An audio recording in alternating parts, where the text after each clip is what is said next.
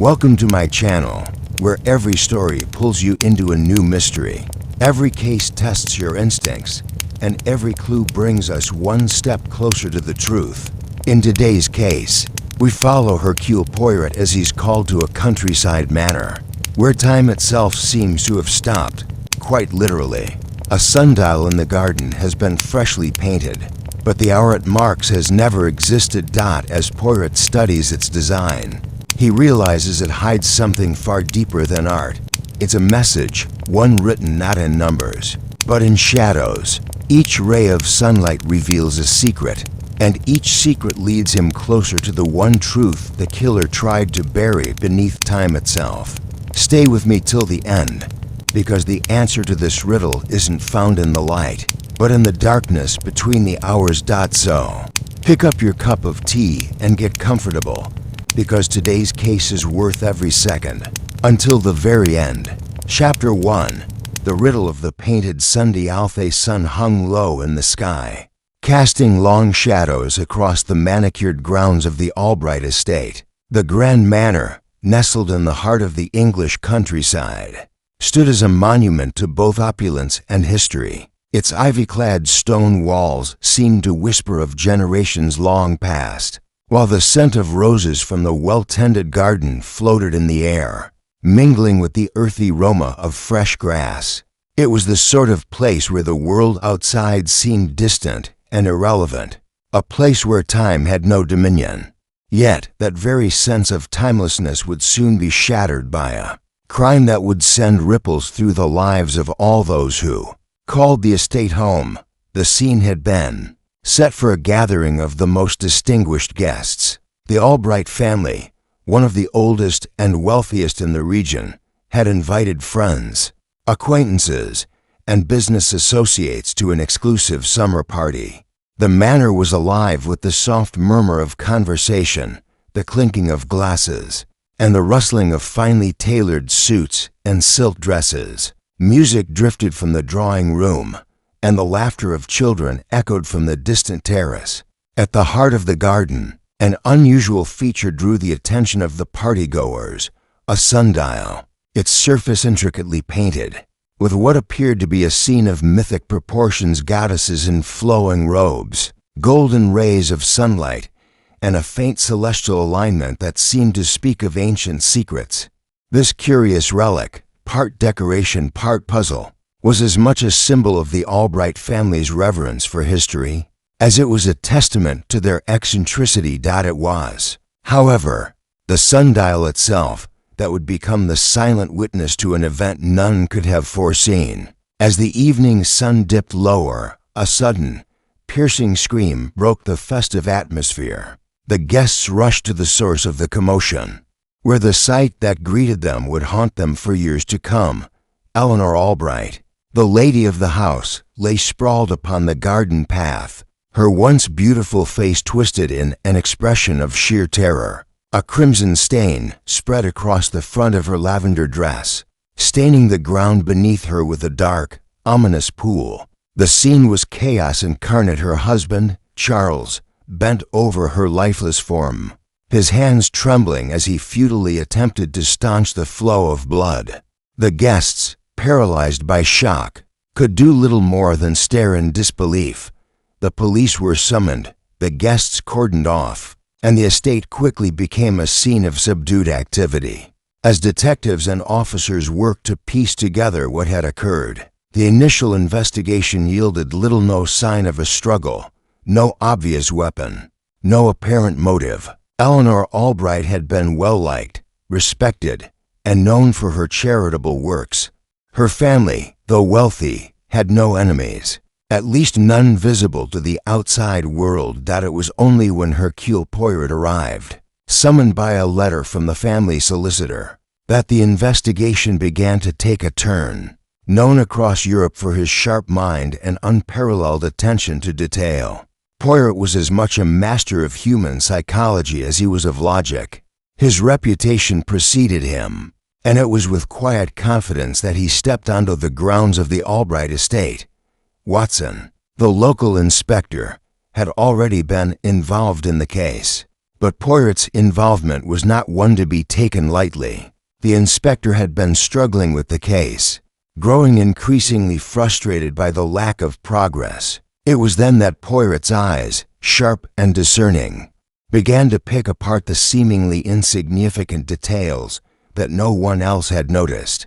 Poirot's first glance fell upon the sundial, its painted face now marred by the growing shadows. Interesting, he muttered under his breath, his gaze lingering on the painted figures. Not merely a decoration, mais non. A puzzle, a message, perhaps? Poirot moved towards the sundial, kneeling to inspect it more closely. His fingers traced the edges of the delicate artwork, and the expression on his face shifted from curiosity to intrigue. He stood up slowly, adjusting his bow tie, before turning toward the gathering crowd. "Mzamas," he called to the gathered guests, "I will require your full cooperation. The answers you seek lie not only in the events that transpired, but in the very things you have overlooked. You must think carefully, for nothing is as it seems." The guests, still reeling from the shock of the tragedy, exchanged uneasy glances. Poirot's words, though calm and measured, sent a ripple of tension through the group. They had all known Eleanor Albright in some capacity, and none could imagine who might wish her harm. Yet there was a sense that something deeper, something hidden, was at play. Poirot turned to Watson, his ever-loyal companion. "The game is afoot, mon ami. But first, we must understand the strange riddle, a riddle painted upon the sundial, which may hold the key to what truly happened here tonight." With that, Poirot began his investigation in earnest, his mind already whirring with possibilities, each one more complex and intriguing than the last. The clock had started ticking, and as the guests nervously waited, Hercule Poirot began to unravel the mystery that would challenge both his intellect and his understanding of human nature. In the soft glow of twilight, the guests of the Albright estate were left with no choice but to watch and wait as Poirot took the first step in what promised to be a long and treacherous journey toward the truth. Chapter 2. The First Clust. Scene was set, and the guests, though still visibly shaken, had gathered in the drawing room of the Albright estate. They sat in tight clusters, speaking in hushed tones, casting furtive glances toward the open door where Hercule Poirot had gone out to examine the crime scene. The tension in the room was palpable, with the once lively atmosphere now replaced by an uneasy silence. Poirot, however, seemed unaffected by the heavy air that hung over the manor. His sharp eyes darted from one detail to the next, taking in the finer aspects of the garden where Eleanor Albright had fallen. He moved with the precision of a surgeon, carefully inspecting the area round the sundial where the murder had occurred. His mind was already at work, putting together the pieces of a puzzle that had yet to reveal its full form. The crime scene was devoid of obvious signs of violence. There was no blood spattered across the flowers or scattered along the cobblestone path. The only clue, seemingly inconsequential, was the bloodstain on Eleanor's lavender dress. Yet Poirot knew that the true answers were rarely found in the most obvious places. He crouched down beside the sundial, tracing the edge of the painted figures with his gloved hand. His eyes narrowed as he studied the intricate design, noticing how the figures seemed to be arranged in a deliberate manner, as if they were part of a greater whole. "Curious," he murmured, almost to himself. A soft voice broke his concentration. "What do you think, Poirot?" It was Charles Albright, his face pale, his eyes full of concern and confusion. Poirot stood slowly, turning to face the grieving husband. "Ah, Monsieur Albright, I do not believe in coincidences. Everything here tells a story, but one must first learn to listen carefully." Charles shifted uneasily. "We've been through all of this. I can't understand it. Eleanor had no enemies, none at all. Who would do such a thing?" Poirot tilted his head thoughtfully. "Perhaps it is not about who she had as an enemy, but rather who she might have wronged, intentionally or not. His gaze drifted toward the guests milling around the estate, each lost in their own thoughts. It is always the small details that give one away. As Poirot continued his examination, his attention was drawn to a peculiar detail, a scrap of paper lodged under the edge of the sundial. Carefully, he extracted it, unfolding the damp, crumpled note. The message was brief, hastily scrawled in black ink. It was meant to be forgotten, but now it's too late. Poirot's brow furrowed as he read the words aloud to himself. He slipped the note into his coat pocket and returned his focus to the scene. But the presence of the paper weighed heavily on him. Who could have left this cryptic message? And more importantly, why was it left at the scene of the crime? At that moment, a soft rustle of movement caught his attention. It was the maid, Lily, standing at the edge of the garden, nervously wringing her hands. "Monsieur Poirot," she called, her voice trembling. I believe I saw something. Something strange." Poirot turned to face her, his expression unchanged, but his mind alert. "Tell me, Mademoiselle Lily, what did you see?" Lily hesitated for a moment, glancing over her shoulder as though ensuring she was not being overheard. "It was just after Madame Albright collapsed. I saw someone leave the area, just out of the corner of my eye. They were wearing a dark cloak, and they seemed to be in a hurry. I couldn't see their faces, but I'm certain they were trying to avoid being noticed." Poirot's interest piqued. "And did you see where this person went? Or did they speak to anyone?" Lily shook her head, her voice barely above a whisper. "No, Monsieur Poirot. They just vanished into the shadows." Poirot's mind raced as he considered this new development. A cloaked figure leaving the scene unnoticed. It was both strange and telling. Had the person been involved in the crime? Or was this simply an innocent bystander who had been in the wrong place at the wrong time? He turned back to the sundial, scanning the area once more.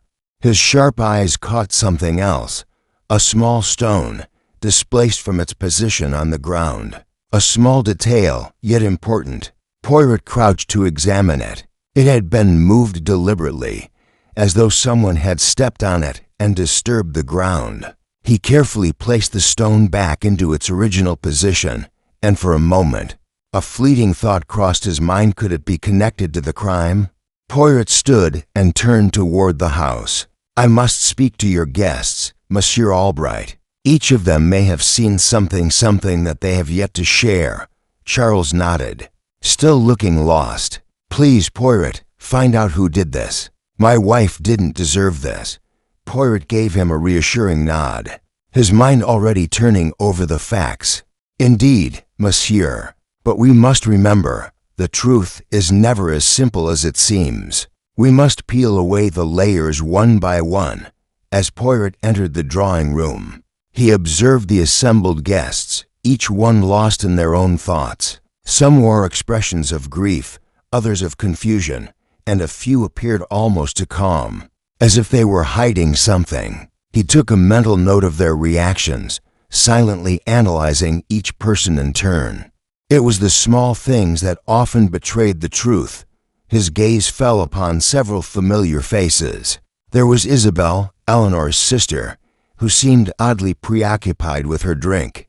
Gregory, the estate's longtime groundskeeper, looked particularly anxious, his hands shaking as he twisted a napkin in his hands. And then there was Clara, Eleanor's childhood friend, who appeared to be avoiding eye contact with everyone in the room. Poirot smiled to himself. His mind was already forming a hypothesis, though he knew it was far too early to make any conclusions. But one thing was certain: the answer to the riddle of the painted sundial was hiding in plain sight. It was only a matter of time before Poirot would uncover it. Chapter 3.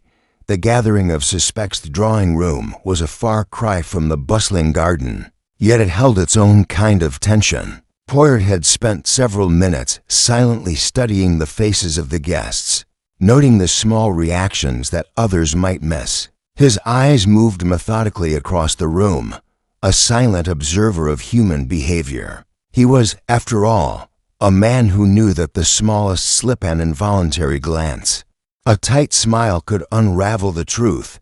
Charles Albright had retreated to a corner, his hand pressed against his forehead, clearly struggling with the weight of his wife's death. His composure was breaking, and Poirot could see that beneath the grief, there was a deeper agitation. Eleanor's death was a tragedy, but it was also a complication he could not ignore. Isabel, Eleanor's sister, stood near the window, her expression distant. She was holding a glass of sherry, but her hand trembled slightly. There was something about the way she avoided direct eye contact with others that suggested discomfort, perhaps even guilt. Poirot noted this down without comment, focusing on the others around the room.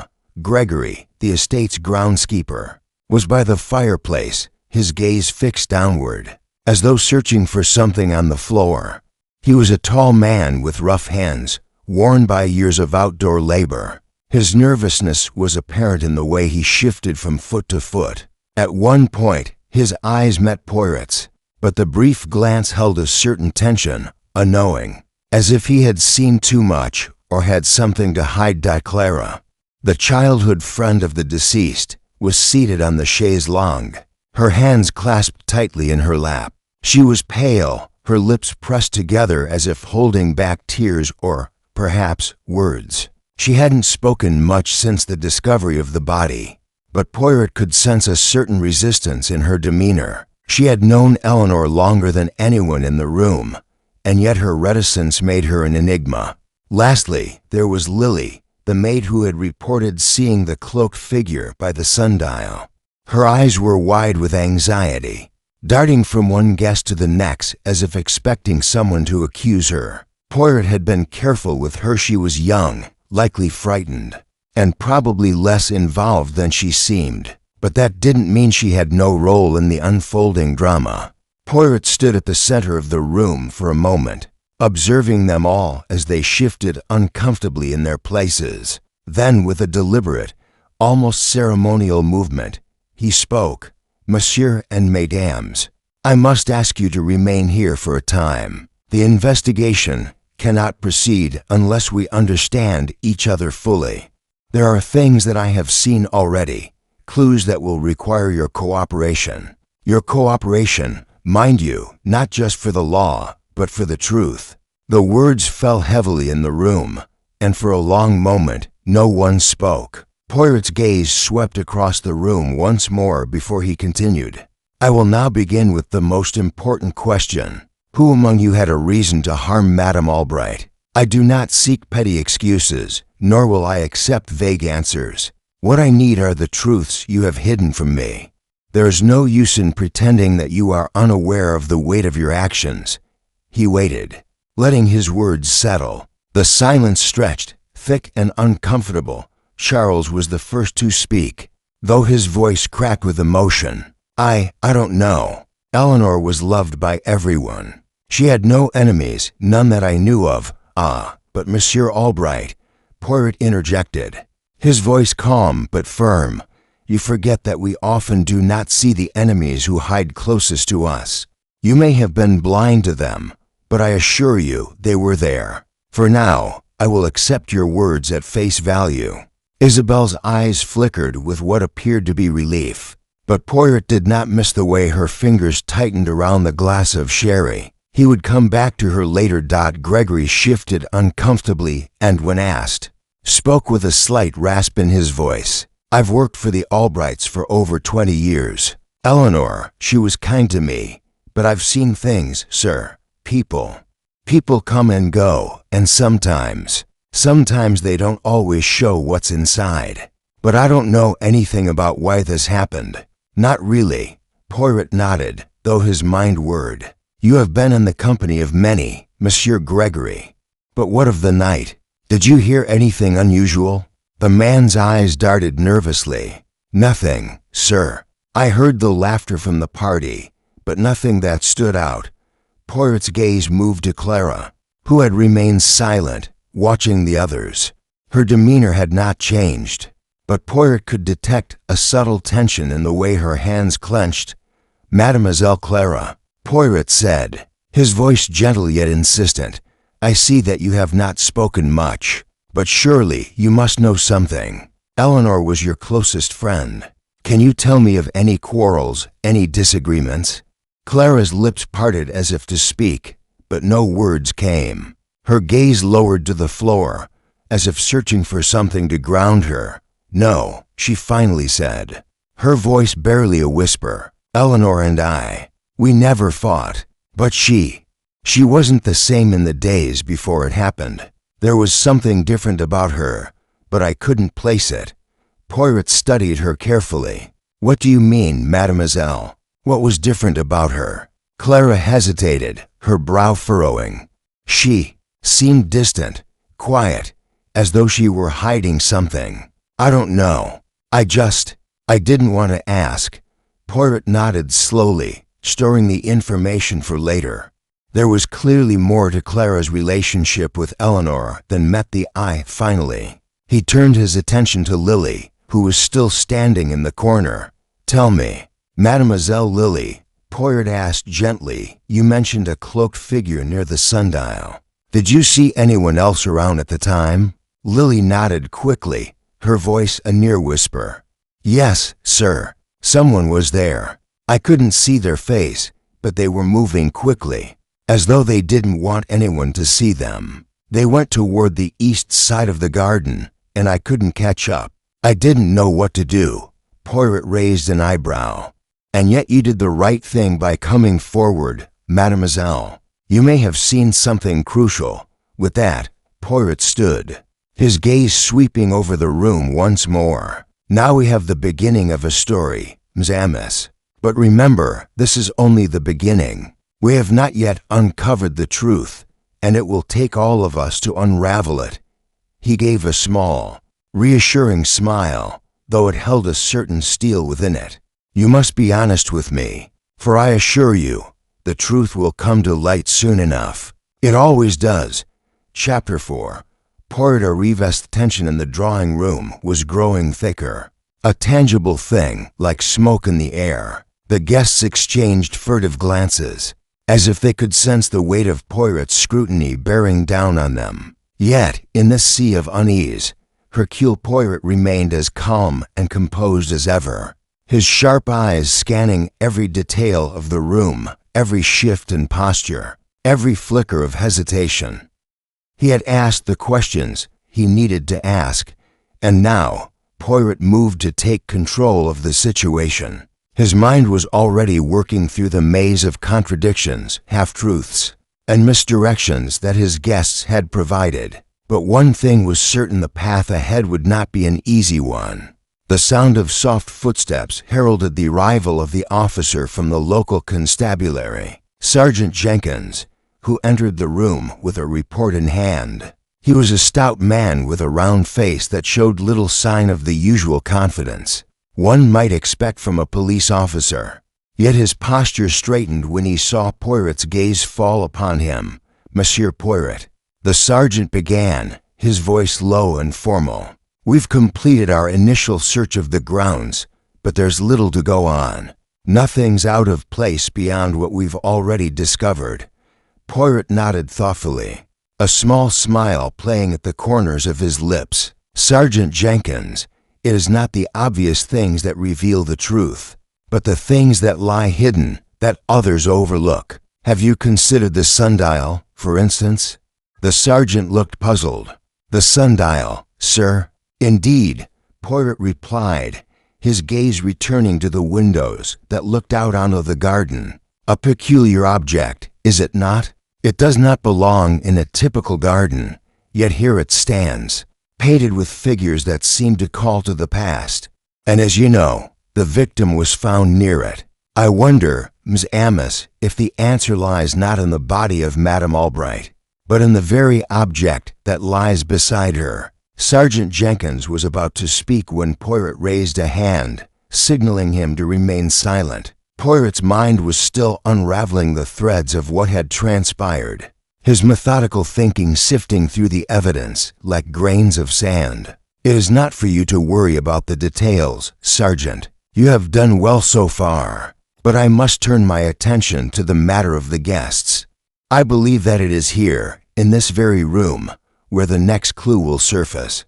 With a decisive movement, Poirot turned toward the gathering of guests, his eyes gleaming with quiet confidence. The room fell silent once more, the eyes of every person in it turning toward the Belgian detective. He was the calm in the storm, the constant that seemed unshaken by the disarray around him.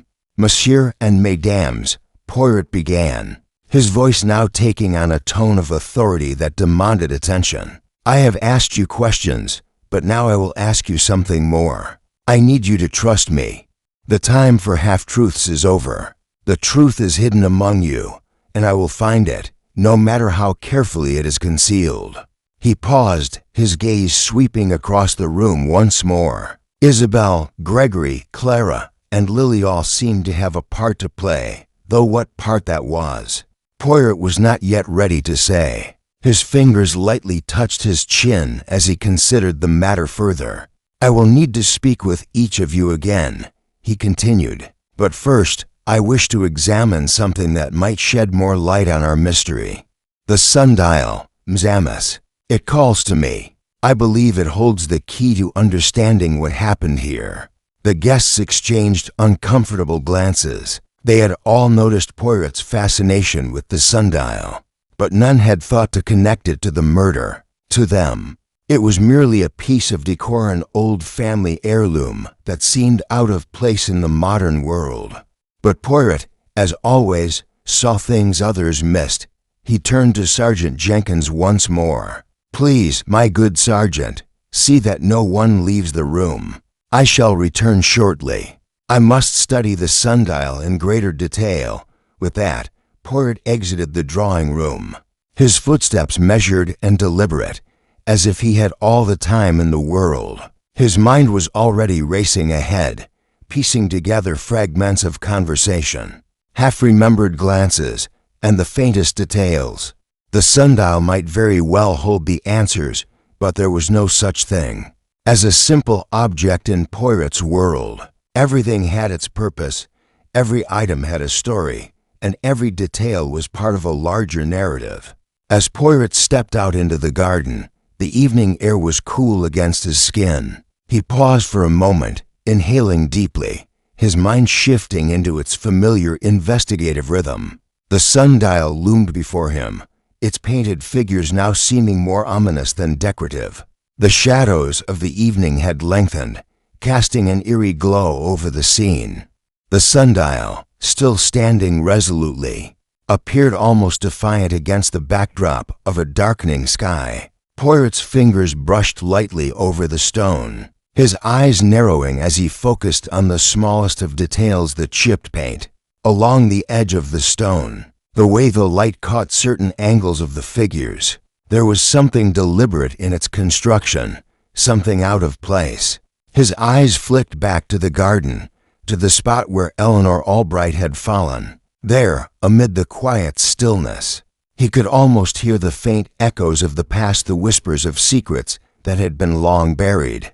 The sundial, with its weathered surface, was more than just a piece of decoration. It was a marker, a point of intersection between past and present, and somehow he felt that it held the key to unlocking the mystery of Eleanor's death. As Poirot knelt to examine it further, he felt a sense of certainty growing in his chest. He was on the right track. The sundial was more than just an object, it was the central piece in a complex puzzle. And in his mind, the pieces were already beginning to fall into place. The guests remained inside, unaware of the detective's discoveries, each of them locked in their own web of secrets. But Poirot knew that the truth, when it arrived, would be undeniable. And so, with his trademark patience and precision, Poirot began to unravel the riddle of the painted sundial. Chapter 5. Initial interviews begin. Poirot stood in the garden for a long moment, his sharp eyes scanning the sundial as the last traces of daylight disappeared behind the trees. His thoughts were already running through the puzzle, each piece of the scene, every gesture, every word, clicking together like the tumblers of a lock. The sundial, with its cryptic design and subtle clues, was indeed more than it seemed. Yet, for all his brilliance, Poirot knew that one object alone could not reveal everything. The guests inside the drawing room held the final answers. The truth, after all, was contained in the spaces between their words. He returned to the house, his mind sharpening like a blade. Inside, the room remained tense, the atmosphere thick with anticipation. The guests shifted in their seats, each of them no doubt wondering when Poirot would begin his next line of inquiry. The Belgian detective wasted no time. He was not one for idle conversation or unnecessary pleasantries. Every minute counted. "Mesdames et messieurs," he said, his voice carrying with quiet authority, "I have seen the sundial, and it has spoken to me, but there are other matters to attend to. It is time to uncover the truth, to strip away the falsehoods and the facades. I shall begin by speaking with each of you, one by one, to find out what is hidden beneath the surface." He turned his gaze to Charles Albright, whose face was still drawn in grief. The man's brow was furrowed in thought, his posture stiff, betraying his underlying distress. "Monsieur Albright," Poirot began softly, "perhaps you would be kind enough to join me for a few minutes. I will not keep you long, but there are matters we must discuss." Charles nodded, rising slowly from his seat. He was clearly exhausted, physically and emotionally drained from the events of the evening. His shoulders slumped as if the weight of the world rested upon them. Yet, despite his sorrow, there was something else, something darker. A flicker of frustration and confusion in his eyes as they moved to a quiet corner of the room.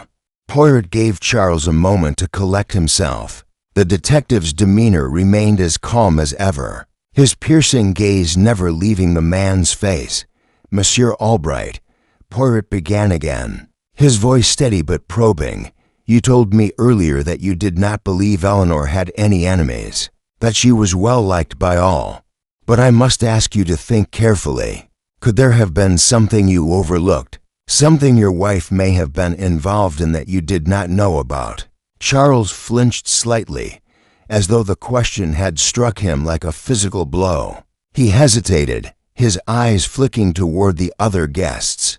I don't know," he murmured, his voice breaking. "Eleanor was everything to me. She didn't deserve this." Poirot nodded, his expression softening in sympathy. But he pressed on. "I do not wish to cause you more pain, Monsieur Albright, but I must ask, was there anything unusual about Eleanor in the days leading up to her death? Anything at all?" Charles looked down at his hands, his fingers twisted in a nervous knot. "She had been distant," he confessed, his voice barely above a whisper. "Not like herself. She was always so warm, so engaged with everyone. But in the past week, she seemed distracted, anxious. She wouldn't tell me what was bothering her. And then, just before the party, she said she had something important to tell me. But she never got the chance." Poirot absorbed the information, his mind spinning with the possibilities. "She was anxious, you say?" he asked, his eyes narrowing. "And you had no idea what was troubling her?" Charles shook his head, his jaw tightening. "No, I had no idea. But I'll tell you this, Poirot, if someone was behind this, if someone was responsible for her death, I will see them brought to justice. I won't let them get away with it." Poirot offered a small, understanding smile. "I have no doubt, monsieur. Rest assured, we shall get to the bottom of this." He paused, his gaze lingering on the man before he gave a polite nod. "Thank you, Monsieur Albright. That will be all for now." Charles returned to the group of guests, though his steps were heavy, as though the weight of his own guilt and sorrow were slowing him down. Poirot's eyes flicked to Isabelle next, who had been watching the exchange with a strained expression. "Mademoiselle Isabelle," Poirot called, his voice smooth but insistent. "It is now your turn. Perhaps you can tell me something that might help clear up this mystery." Isabelle rose from her seat, her movements graceful yet stiff. There was something about her that suggested both vulnerability and strength, an odd combination that made Poirot suspicious. He motioned for her to join him in a quieter part of the room, and she followed without a word. As she sat, Poirot studied her closely, his gaze never faltering. "Mademoiselle Isabelle, you were very close to your sister, were you not?" She nodded, her hands clasped tightly in her lap. "Yes," she replied, her voice quiet but steady. "We were very close. Eleanor was the best sister I could have asked for. I don't understand why this happened. She had no enemies. She was loved by everyone." Poirot's eyes narrowed slightly. "And yet, you did not seem as affected by her death as one might expect," he observed. "Forgive me, mademoiselle, but you seem detached." Isabel's eyes flickered with something: surprise, anger, perhaps even fear. She opened her mouth to respond, but then closed it again, as if weighing her words. I don't know what you mean," she said finally, her voice shaking just a little. "I am grieving, of course, but it's just hard to believe that she's gone." Poirot leaned forward slightly, his voice dropping to a softer, more intimate tone.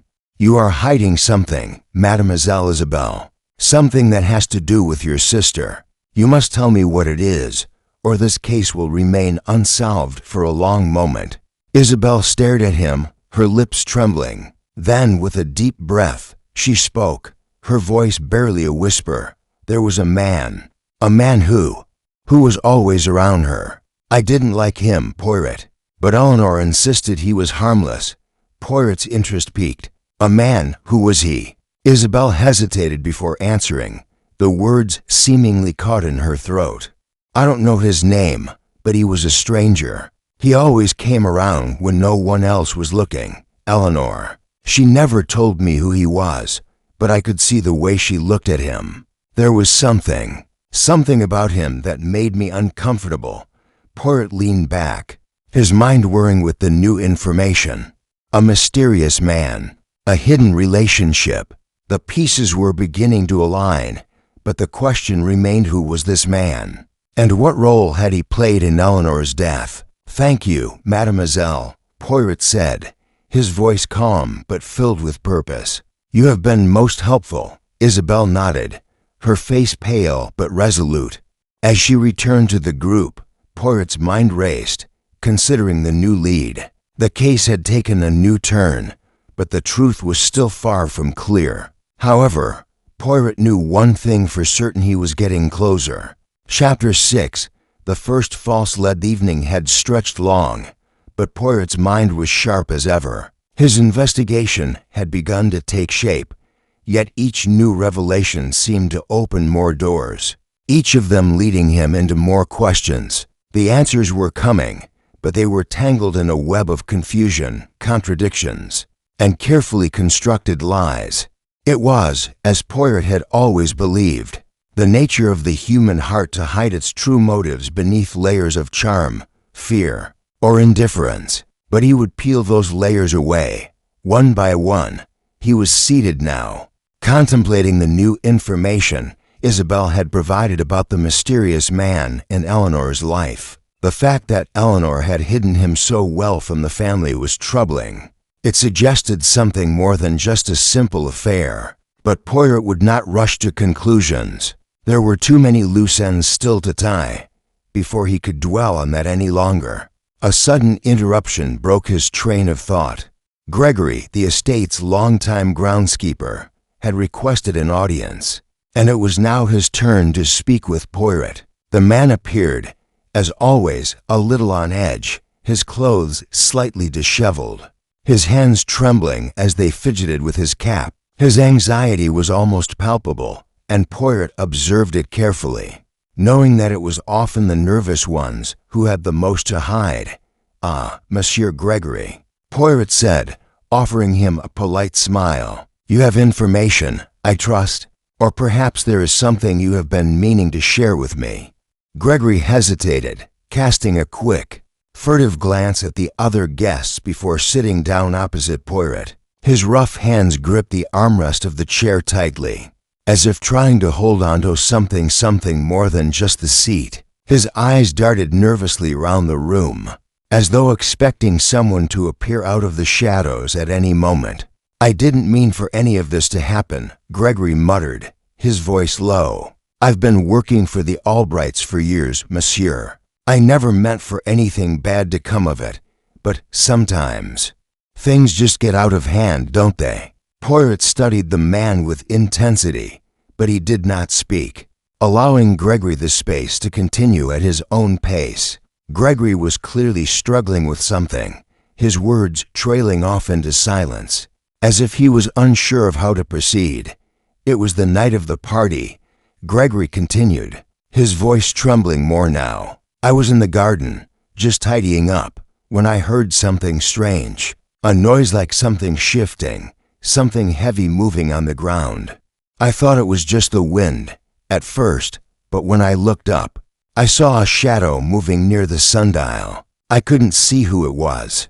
I didn't recognize them." Poirot leaned forward slightly, his interest piqued. "A shadow, you say? But you did not see the person clearly?" Gregory shook his head, his brow furrowed in concentration. "No, I didn't. But it was someone, moving quickly, almost like they were hiding from someone. I didn't think much of it at the time, but now, with everything that's happened, I'm starting to wonder if I might have seen something important." Poirot remained silent for a moment, taking in the man's words. A shadow moving near the sundial, that was significant, indeed, and yet it was not enough to act on.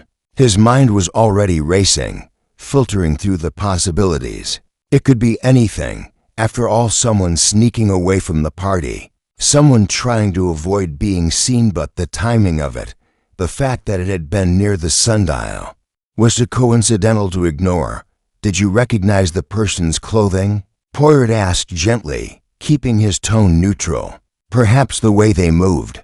Any details at all?" Gregory's eyes darted around the room again, his hands tightening around the armrests of the chair. I don't know," he muttered. "It was dark, and they were in the shadows.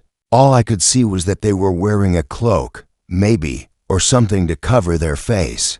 I couldn't see much more than that." Poirot's mind whirred, noting the details: the cloak, the quickness, the cover-up. It could have been anyone, of course, but Gregory's timing in mentioning it was curious. It was almost as if the man had been waiting for the right moment to reveal this detail. Or perhaps he feared the consequences of telling Poirot too soon.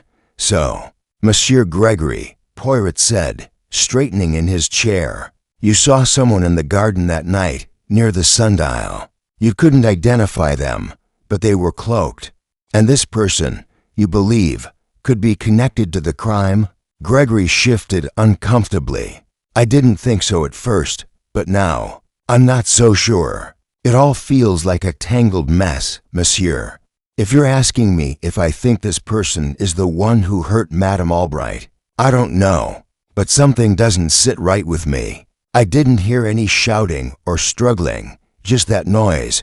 Poirot leaned back, his hands folded thoughtfully in his lap. "Thank you, Monsieur Gregory. Your observations are valuable, though they remain inconclusive for the moment.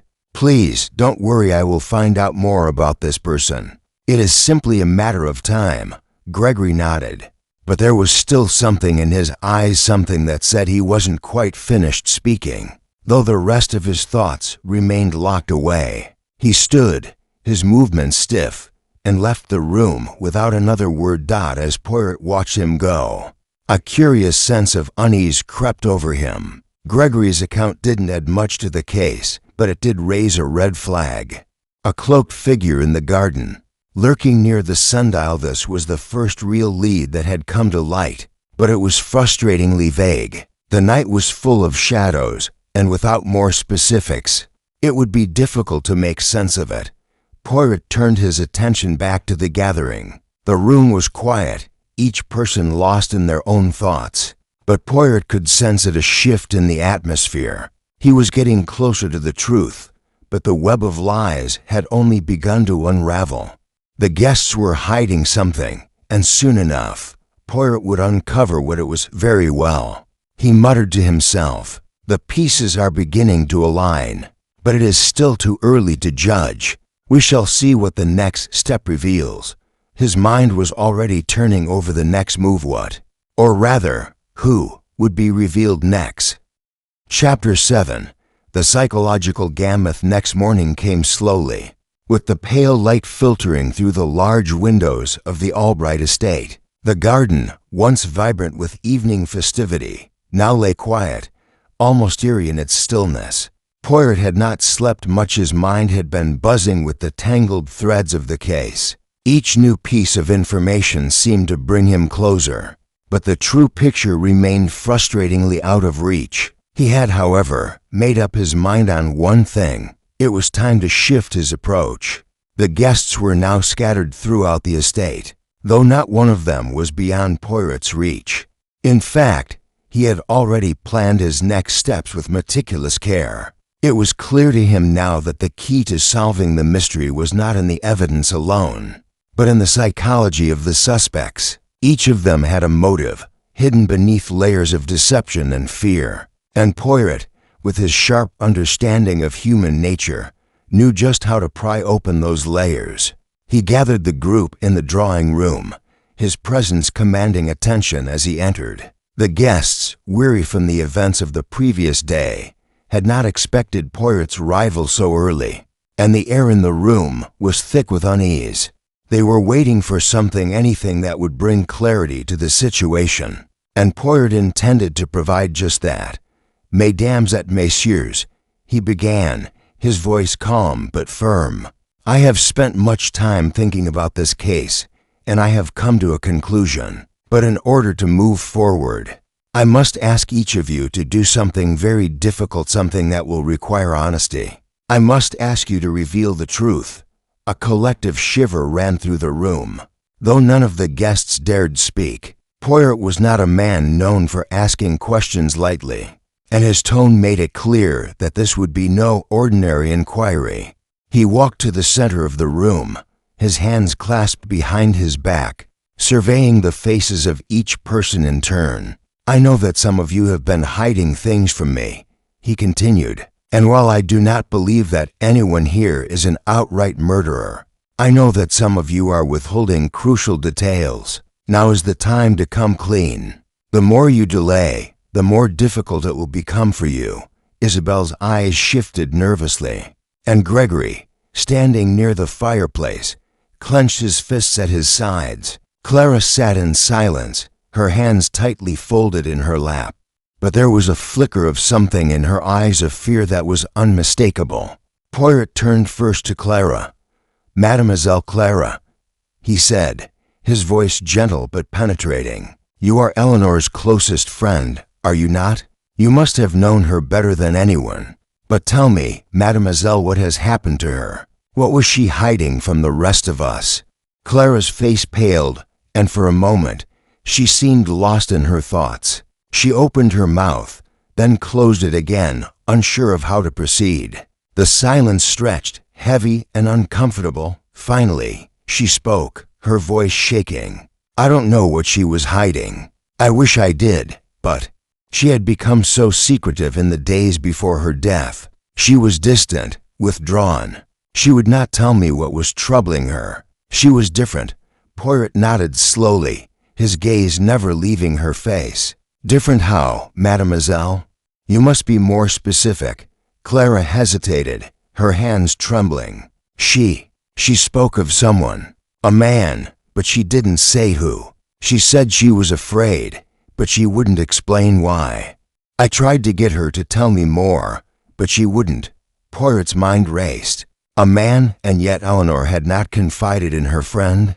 This was a new lead, and it seemed to suggest that Eleanor had been caught in something far deeper than just a passing concern. "Thank you, Mademoiselle Clara," Poirot said softly. "You have given me something to consider."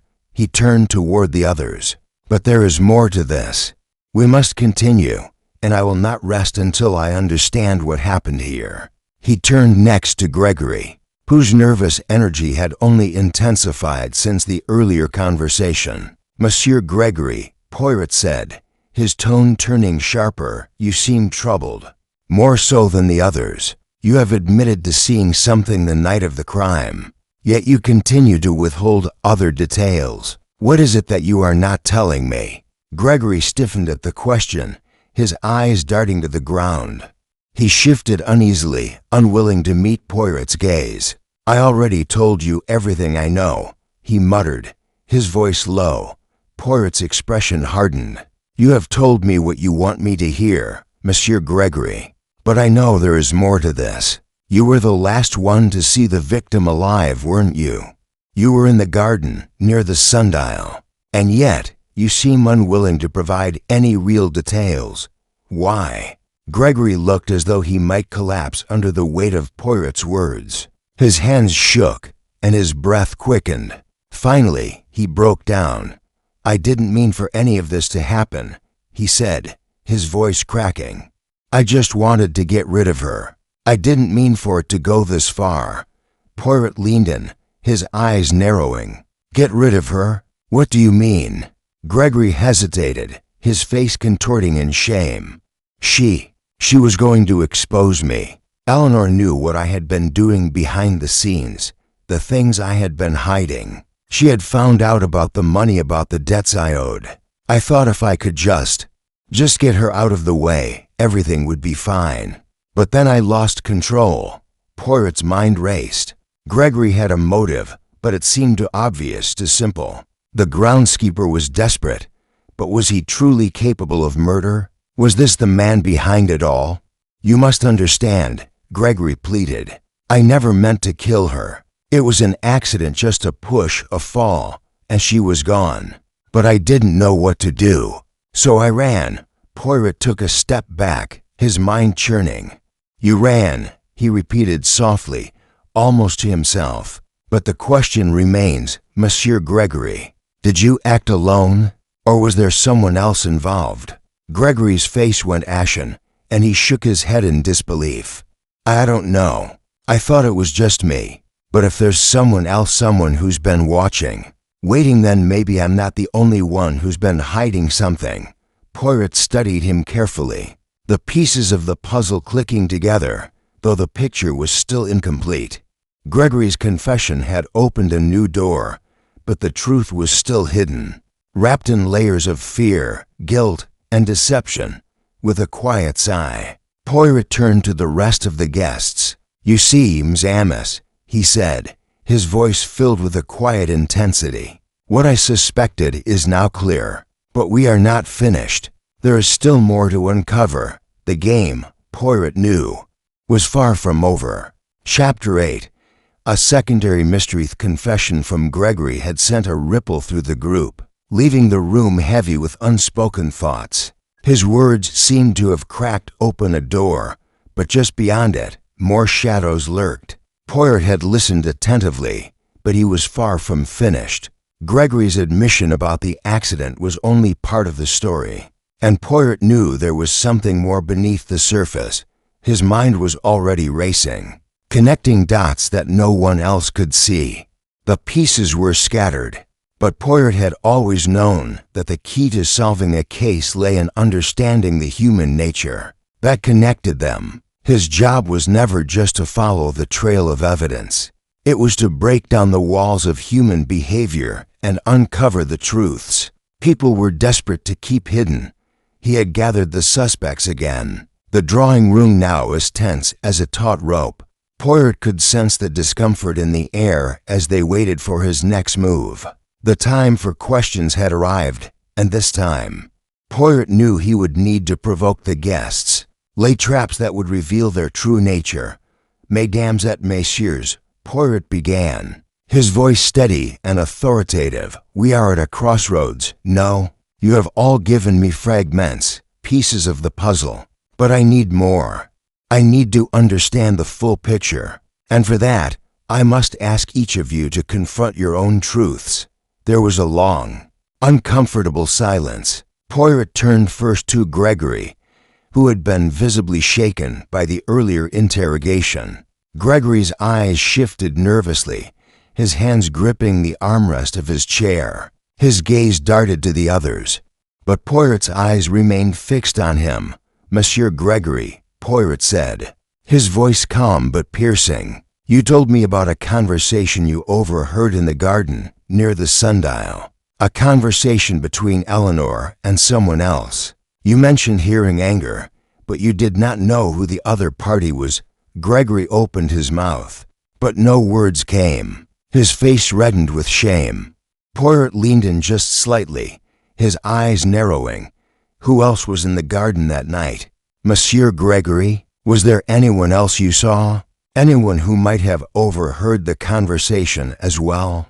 Gregory hesitated, his eyes searching the room as if hoping for an escape. I don't know," he muttered.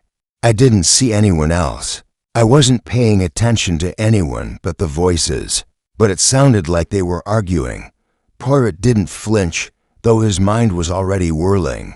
Gregory's answers didn't add up. He was hiding something, and Poirot was determined to pull it out. But Gregory was not his only concern. Poirot turned to Clara next. The young woman had remained quiet for the most part, her demeanor controlled but her eyes betraying an inner turmoil. "Mademoiselle Clara," Poirot said gently, "you are Eleanor's closest friend, yes? You must have been with her in the days leading up to her death. Surely there is something you can tell me. What was troubling her?" Clara shifted in her seat, her hands fidgeting in her lap. For a moment, she said nothing, and Poirot let the silence linger. The tension in the room was thick, but Poirot knew that Clara would crack under pressure. "I don't know what she was hiding," Clara admitted, her voice cracking slightly. "But she seemed different, distant. There was someone she was meeting secretly. She didn't tell me who he was, but I could see it in her eyes. She was scared, Poirot, scared of something, but she wouldn't tell me what it was." Poirot leaned forward, his voice low but intense. "Did she say anything more? Did she mention any names?" Clara shook her head. "No, she wouldn't, but I saw her with him, the man she was meeting. He was tall, dark-haired, with a serious expression. I don't know who he was, but I could tell from the way they spoke that he meant something to her." Poirot's mind raced. A mysterious man. The pieces were beginning to align, but there was still so much he didn't know. Eleanor had been hiding something. This man was more than just a fleeting presence in her life. Poirot's instincts were telling him that this individual had played a larger role in Eleanor's death, but he had no proof. Not yet. He turned next to Isabel, who had remained uncharacteristically silent. Isabel had been Eleanor's sister, and it was hard to believe that she didn't know more than she was letting on. "Mademoiselle Isabel," Poirot said, his voice as sharp as ever, "your sister was hiding something from you, was she not? Something about this man she was seeing. What can you tell me about him?" Isabel shifted, her eyes narrowing. I don't know who he was," she said, her tone defensive. "Eleanor was always so secretive about her personal life. I tried to get her to open up, but she refused. She was always so independent, so stubborn. I never got to know him. And to be honest, Poirot, I don't think it matters now. She's gone." Poirot studied her closely, noting the subtle shift in her posture. Her words were calm, but there was something beneath them, a hint of fear, perhaps, or guilt. It was hard to tell, but Poirot knew there was more to Isabel's story than she was letting on. "And what of the night of the murder?" Poirot asked, his voice still steady. "Where were you, Mademoiselle Isabel? What were you doing?" Isabel hesitated, but then her face softened. "I was in my room, reading," she said, her voice quiet. "I didn't hear anything out of the ordinary until the scream." Poirot nodded slowly, but his eyes were sharp. The pieces were coming together, but he needed more. More from Isabel, more from Clara, more from Gregory. He took a deep breath. "Thank you, mademoiselle. That will be all for now." With that, Poirot turned toward the door, his mind already shifting to the next stage of the investigation. The clues were coming in, but the truth still lay hidden beneath layers of fear, guilt, and deception. The time for answers was coming, but Poirot knew it was still too early to reveal them. The game, Ms. Amos, Poirot muttered to himself, is far from over. Chapter 9. Hidden Connections. Day had worn on, but the tension in the drawing room was as palpable as it had been the night before. Each guest seemed more guarded than ever, their minds preoccupied with thoughts of Poirot's probing questions, their suspicions about each other now beginning to surface. The investigation had taken an unexpected turn with Gregory's confession, Clara's fearful admissions, and Isabel's tight-lipped reluctance to reveal what she knew. All had shown themselves to have something to hide, yet not enough for Poirot to see the entire picture. Still, Poirot knew that he was getting closer. The mystery was not just in the murder itself, it was in the connections between these people, the hidden relationships, the motives buried beneath layers of fear and guilt. It was the web of human interactions, each thread leading back to a moment of secrecy or betrayal that Poirot needed to untangle.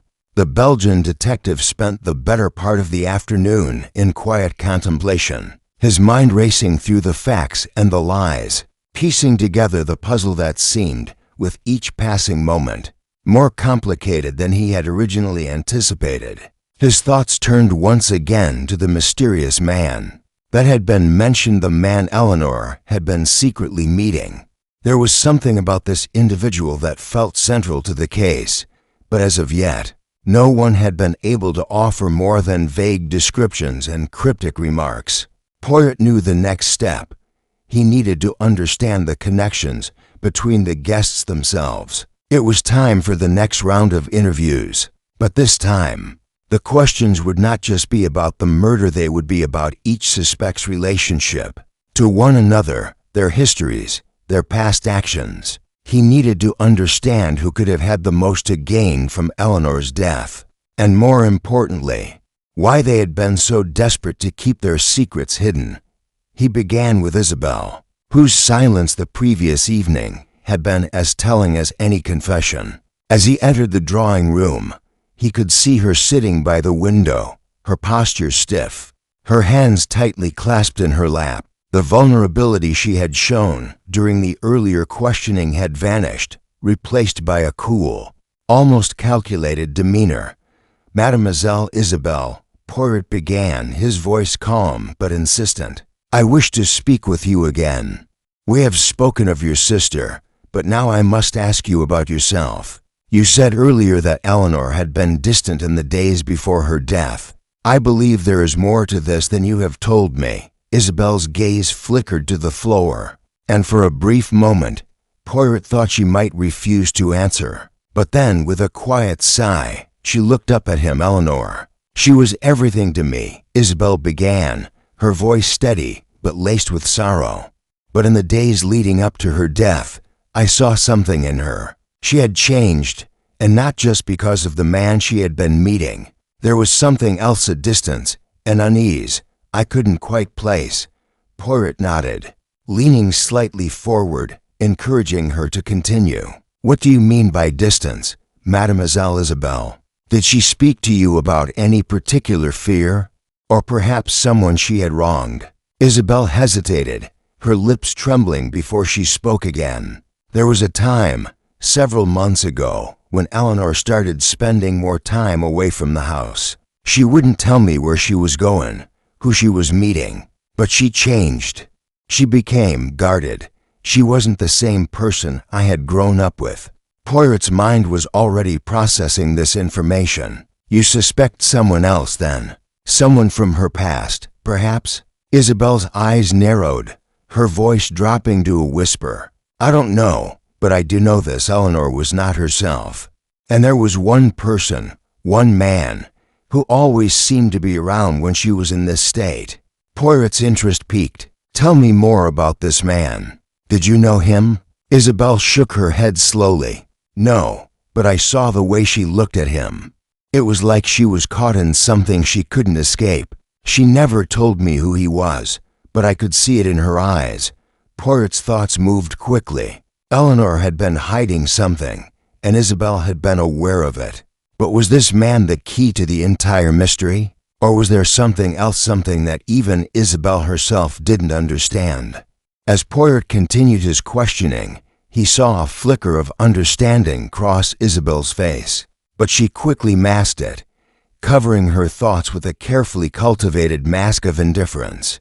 Poirot, however, was no fool. He knew that this was only the beginning. If there were connections between the guests, between the secrets they were hiding, the truth would eventually emerge.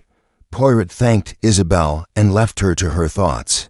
The next person he turned his attention to was Gregory. Despite his earlier confession, there was more to Gregory's story. There had to be. The groundskeeper had been a constant presence around the estate, but it was clear that his relationship with Eleanor had been strained.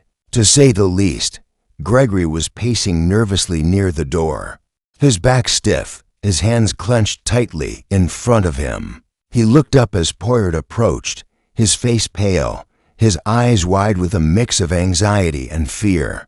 "Monsieur Gregory," Poirot said, his voice even, but carrying a weight of expectation. "I wish to ask you again about your relationship with Eleanor. You said she was an obstacle to your personal troubles, but I must ask you to be specific. What was it that you feared she might reveal?" Gregory swallowed hard, looking down at the floor as if seeking an escape. "I didn't want her to find out about my debts," he muttered, his voice barely audible. "She knew, you see. She knew about the money I owed, money I couldn't repay. She was going to tell Charles. I couldn't let that happen. I didn't mean for it to go as far as it did."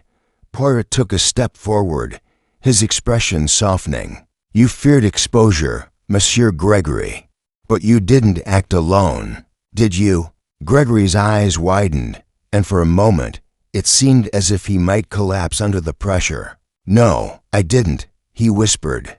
"There was someone else, someone who promised to help me, but I didn't know how far they would go. And now I'm afraid it's too late." Poirot remained silent for a moment, allowing the weight of Gregory's confession to settle. It was becoming clear that Eleanor's death had been more than just a tragic accident. There were deeper currents beneath the surface, connections between people that Poirot had yet to uncover fully. "Monsieur Gregory," Poirot said finally, "your honesty will go far in aiding this investigation. But remember, there is more to this mystery than meets the eye. We must find the missing piece, and I believe you hold the key." As Gregory nodded, his expression weary but resigned, Poirot turned away, his mind already turning over the new revelations. The connections between the suspects were becoming clearer, but the final piece was still out of reach. The truth, as always, was hidden beneath layers of lies, but Poirot would not rest until he uncovered it. Chapter 10. Poirot's secret clue. Following morning arrived with a chill that seemed to seep into every corner of the Albright estate. Poirot, however, was undeterred by the cool air.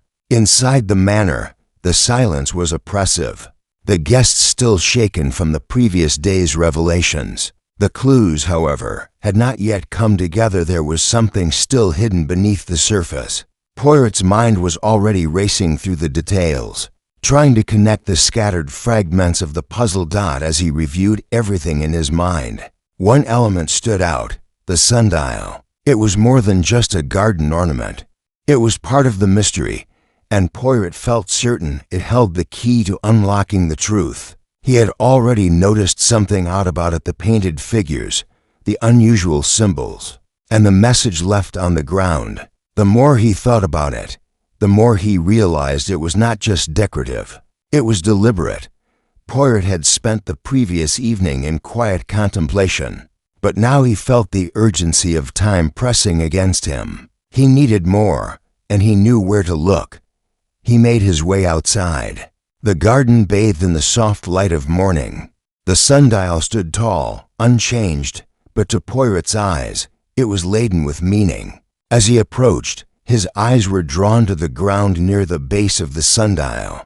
There, just out of sight, was a small mark, barely noticeable. It had been partially covered by the soil, but it was enough to catch Poirot's keen eye. He crouched down to examine it. The mark was shallow but deliberate, scratched into the earth as though someone had tried to hide it. The pattern was faint, but Poirot recognized it as a symbol, an ancient one. He could not place it immediately, but it felt significant. It was as though the mark had been placed there to communicate something hidden, something crucial. Poirot stood slowly, his mind already connecting the dots. The sundial was not just a passive object in the garden, it was a marker, a symbol. The message it carried was waiting to be deciphered. And that mark, though small, was the clue he had been searching for. He made his way back to the drawing room, the weight of the discovery settling in. The pieces were beginning to fit together, but there were still gaps. The sundial was central, but the man who had been with Eleanor, the arguments, the secrets, they were all part of a larger picture, and Poirot knew that the guests in this room were key to understanding it all. He gathered them together once more, his eyes sweeping over the group. The air in the room felt charged with anticipation as Poirot stood before them. The time for quiet observation had passed. It was time to act. Mesdames et messieurs, Poirot began, his voice calm but filled with quiet authority. I have found something, a clue that brings us closer to the truth. But before I reveal it to you, I must ask who among you has been hiding something from me? The guests shifted in their seats, each of them avoiding his gaze. Poirot's eyes landed first on Gregory, whose face was still pale from the earlier questioning. The groundskeeper seemed on edge, his fingers fidgeting with the edge of his coat. Poirot could see that Gregory was not just nervous, he was hiding something. Monsieur Gregory, Poirot said, his tone soft but direct. You were the last person to see Madame Albright before her death, were you not? You claim it was an accident, yet I cannot help but wonder, did you know more than you told me? Gregory stiffened, his eyes darting nervously. I've told you everything, Monsieur Poirot. There's nothing else. I didn't mean for it to happen, but I didn't have a choice. Poirot's gaze remained fixed on him, his expression unreadable. And what about the man Eleanor was meeting? The one who seemed to have power over her. You said you saw her speaking with him. Was he involved in her death? Gregory swallowed hard, his face going pale. I don't know who he was. I never saw him clearly, but I know Eleanor was afraid of him. She said he was dangerous. Poirot nodded slowly, noting the fear in Gregory's voice. And yet, you did not mention this before. Why? Gregory's face flushed with shame. I didn't want to get involved. I just wanted to keep my head down. But now it's too late. Poirot turned away from him, his mind racing. There was something in Gregory's words that didn't add up. He had spoken of fear, of something dangerous, but what exactly had Gregory known? The piece was still missing.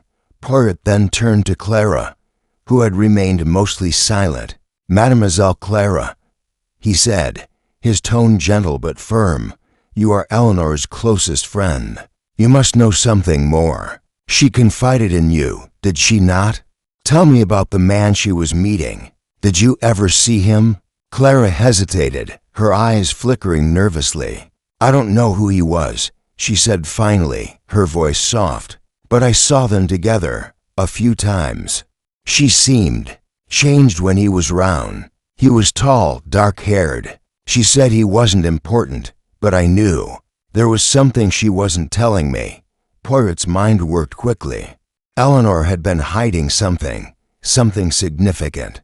The pieces of the puzzle were finally starting to align, but there was still more to uncover.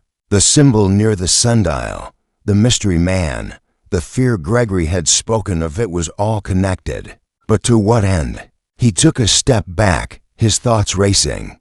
The truth was closer now, but it was not yet within his grasp. Soon, though, Poirot knew the final revelation would come.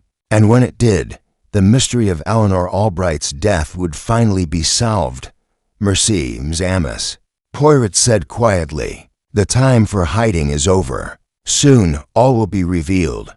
Chapter 11. Tensions. Risseth investigation was moving forward. but Poirot could feel the weight of time pressing against him. The guests at the Albright estate were beginning to show signs of strain.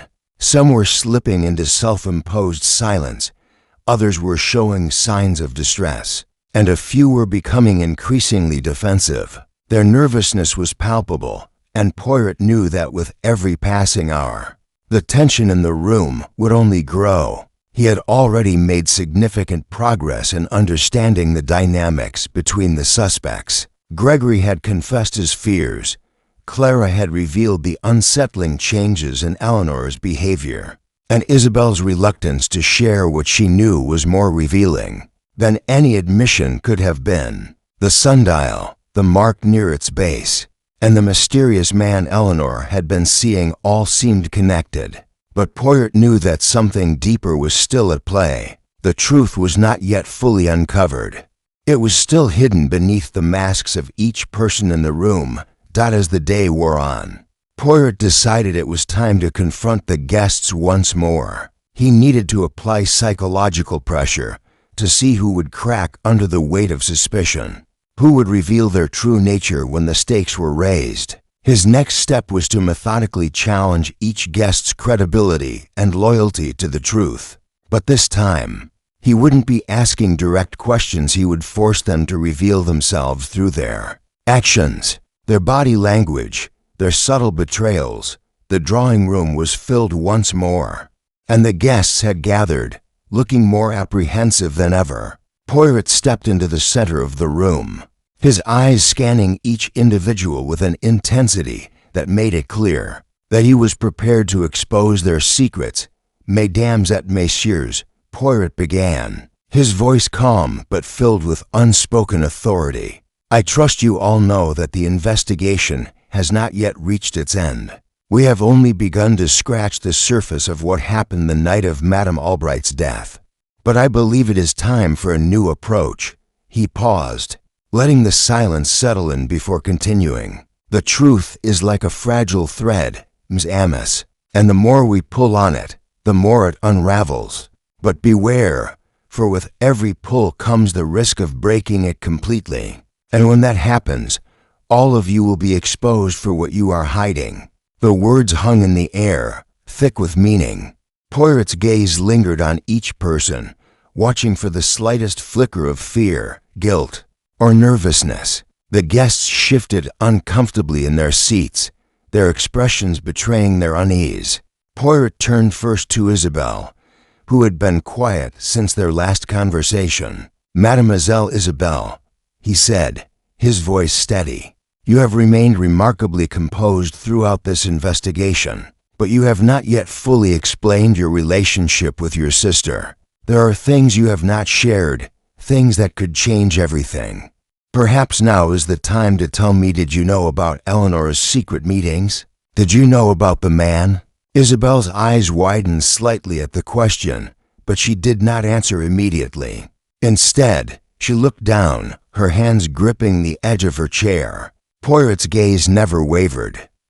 I have already told you, Isabel said, her voice strained. I didn't know the man. Eleanor kept him from me. I don't know what she was involved in. She became distant, secretive. But I loved her, Poirot. I never wanted to see her hurt. Poirot nodded slowly, absorbing her words. And yet, Mademoiselle, you also said that Eleanor was hiding something from you.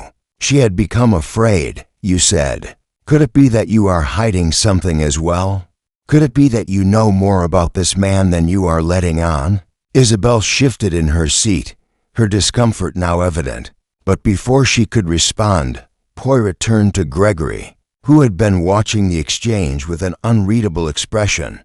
Monsieur Gregory, Poirot said, his voice sharpening, I do not believe you told me everything. You admitted to hiding your debts from Madame Albright, but did you have any other reason to harm her? Was there something else, something you feared she might reveal? Gregory's face flushed, and his eyes darted nervously to the floor. I didn't mean for it to go this far, he muttered, his voice barely audible. But Eleanor was going to expose me. She had proof of everything, my debts, my mistakes. I couldn't let her tell Charles. It would have ruined me. Poirot studied him intently, noting the fear that was so apparent in Gregory's voice. And yet, you say you didn't want to harm her. Tell me, Monsieur Gregory, why then would you run? Why would you leave her to die if you did not intend to kill her? Gregory's face twisted in frustration. I didn't kill her, he snapped. I didn't mean to, but when I realized she was gone, I panicked. I didn't know what to do. Poirot's eyes narrowed. Gregory's story was filled with holes, contradictions that made no sense. But Poirot could sense that he was being truthful about one thing. Gregory was terrified. Terrified of being exposed, terrified of the truth coming out. Turning away from Gregory, Poirot fixed his gaze on Clara. Mademoiselle Clara, he said, his tone softening slightly. You said you saw Eleanor with a man, a stranger, and yet you did not press her for more details. Why? Clara's eyes flickered, and she looked away from Poirot's piercing gaze. I didn't want to push her. She was my friend, and I didn't want to cause her any more pain. She was already so lost. Poirot studied her for a moment longer before turning his attention to the others.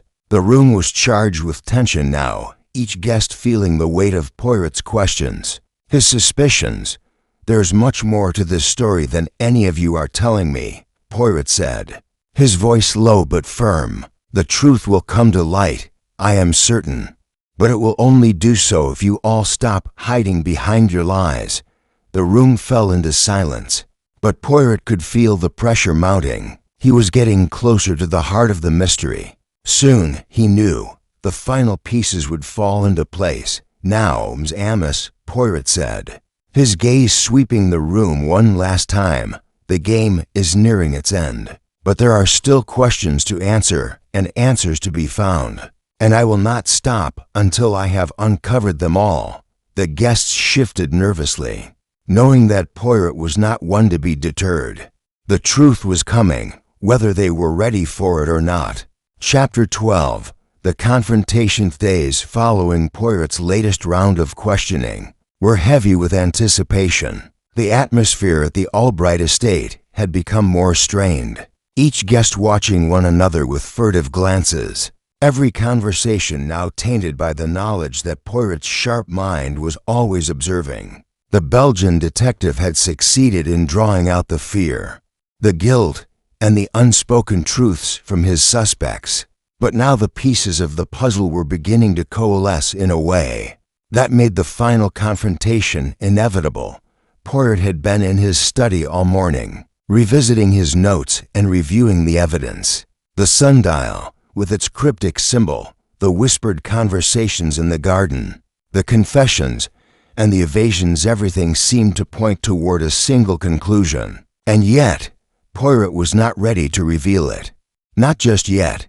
He had one last step to take, one last strategy to employ before he would lay bare the truth. He needed to confront his suspects directly.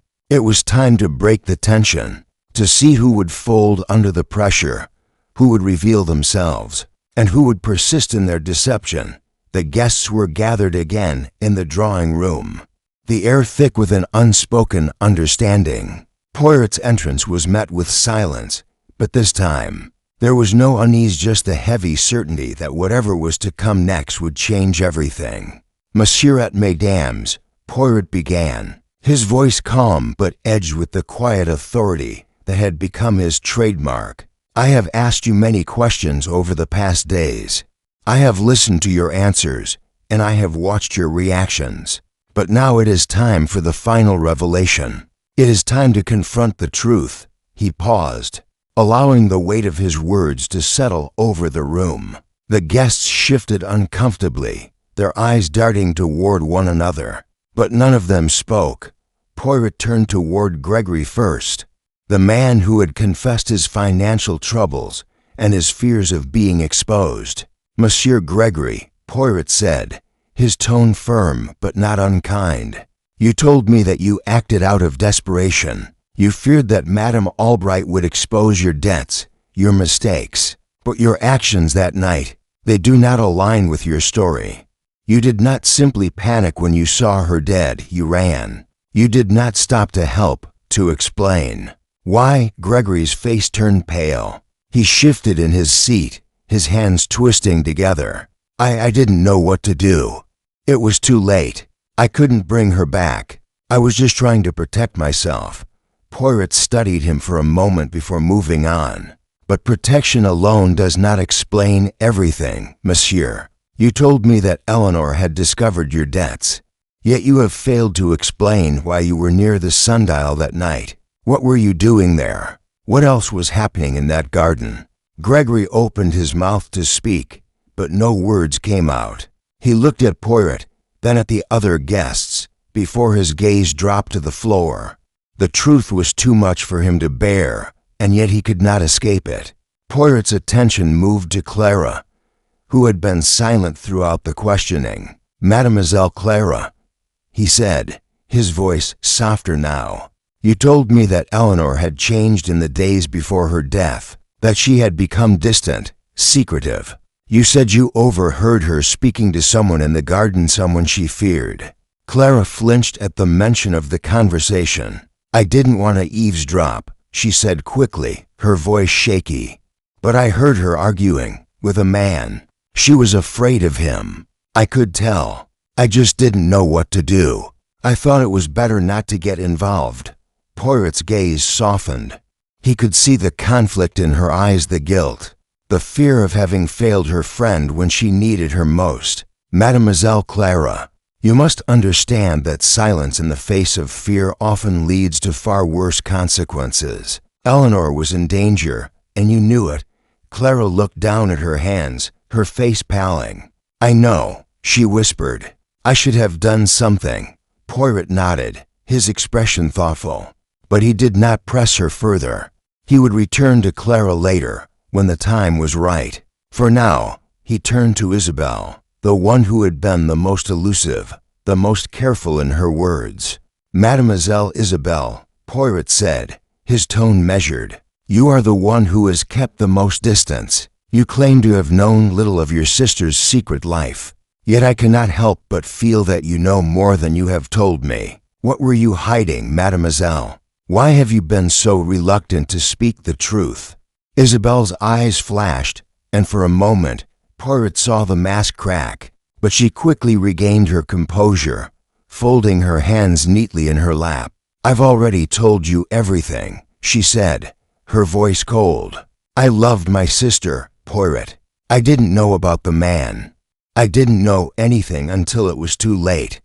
Poirot's eyes narrowed slightly, his mind working through the contradictions. Isabel's discomfort was evident, but her denial was just as telling. She was hiding something, he could feel it, and he would find it sooner or later.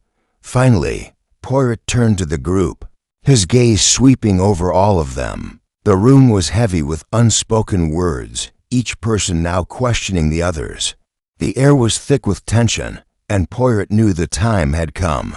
I have heard your confessions, your excuses, and your truths, Poirot said, his voice cutting through the silence. But the truth, Ms. Amos, is not something you can hide forever. It will come to light, no matter how deeply it is buried. He paused, letting the weight of his words settle. I will reveal the truth. The person responsible for Madame Albright's death will be exposed. The only question left is whether you will be prepared to face it.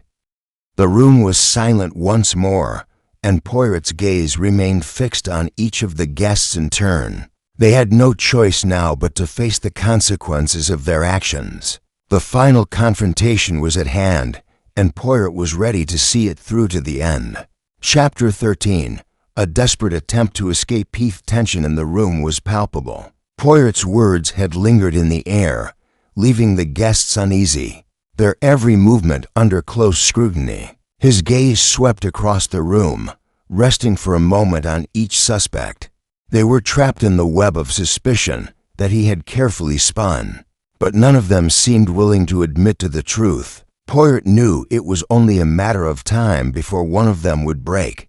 Then, a sudden noise broke the silence, the sound of hurried footsteps and a door slamming open. Poirot turned his head quickly, his sharp eyes locking onto the figure that had just entered. It was Lily, the maid. Her face was pale, her breath ragged, and there was a wildness in her eyes that hadn't been there before. She was clearly frantic. "Monsieur Poirot," Lily gasped, rushing toward him. "You have to stop them. They're trying to leave. They're going to run away." The room erupted in whispers as the guests turned to look at Lily, confusion and concern written on their faces. Poirot, however, remained still, his gaze fixed on the trembling maid. He could sense that this was not an ordinary outburst. There was urgency in her voice, and it struck him as strange that she would rush in to speak of escape at such a moment. "Who is trying to leave, Mademoiselle Lily?" Poirot asked, his voice calm but firm. "What do you mean by this?" Lily's hands were wringing together, and she looked over her shoulder as if afraid someone was watching her. "It's Gregory and Miss Isabel. They're going to flee, Monsieur Poirot.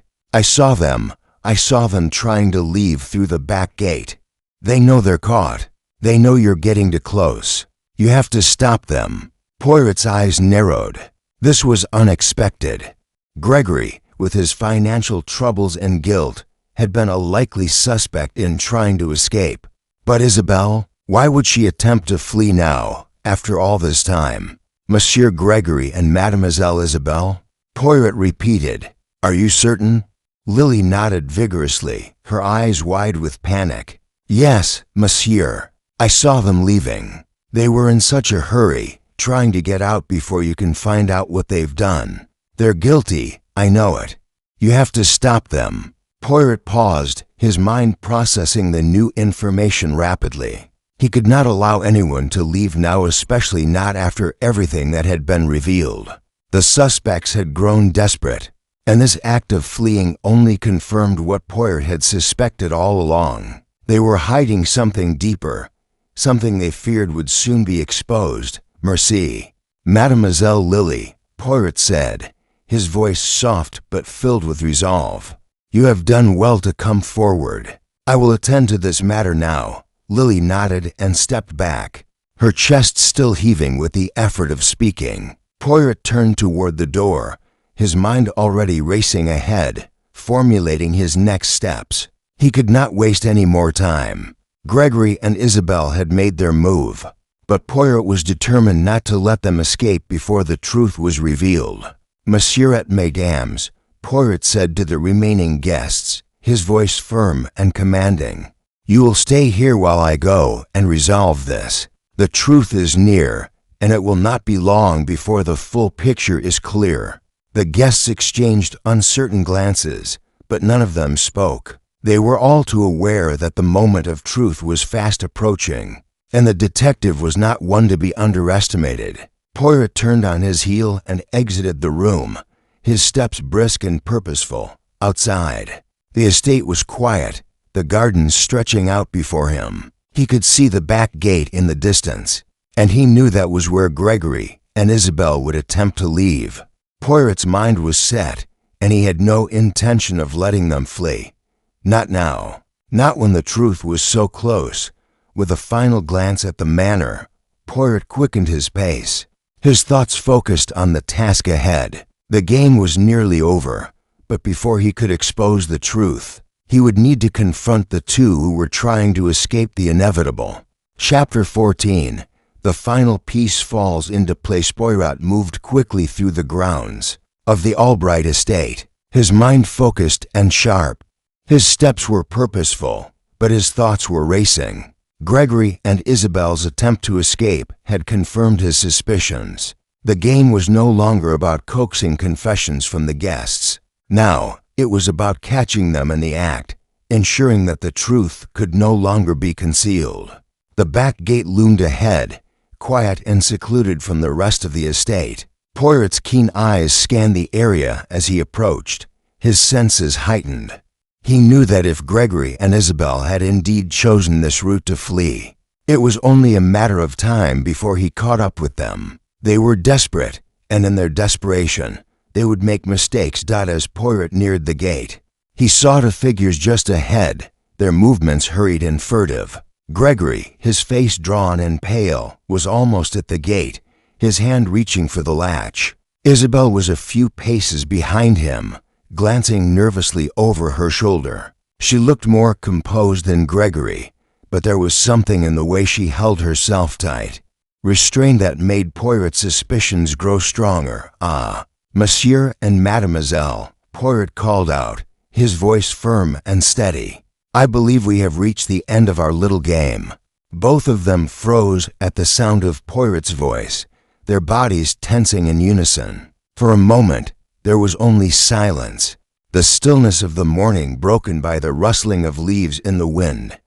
Gregory turned slowly, his face paling further. "Monsieur Poirot, how did you—" Poirot raised a hand, his gaze steady and unwavering. "It is of no consequence, monsieur. What matters now is that you and Mademoiselle Isabel have been caught in the act."